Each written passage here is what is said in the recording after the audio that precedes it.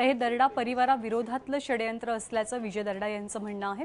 यानंतर वेळात पुढच्या बातमीकडे। प्रहार संघटनेचे आमदार बच्चू कडू आता एका वेगळ्या प्रकरणात अडचणीत येण्याची शक्यता आहे, कारण एका जाहीर सभेत बोलताना त्यांनी थेट पोलीस अधीक्षकांनाच अश्लील भाषेत शिवीगाळ केली आहे। अमरावती जिल्ह्यामध्ये अवैध धंदे आणि दारू तस्करी प्रकरणी प्रहारच्या कार्यकर्त्यांवर तडीपारीचे गुन्हे दाखल झालेत। त्यामुळे पोलीस अधीक्षक लक्ष्मी गौतम यांच्या विरोधात बच्चू कडूंनी अन्नत्याग आंदोलन सुरू केलं। यावेळी भाषण करताना बच्चू कडू यांनी लक्ष्मी गौतम यांच्याबद्दल अश्लील भाषेत शिवीगाळी केली।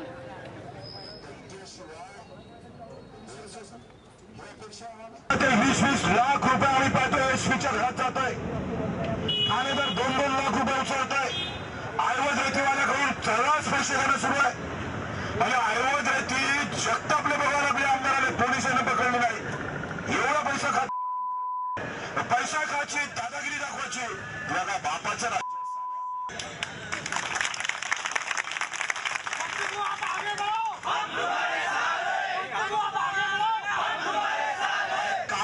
दुश्मन की तरह बच्चू कडूवर काढणार, कार्यकर्त्यावर भावागीवर का काढतं?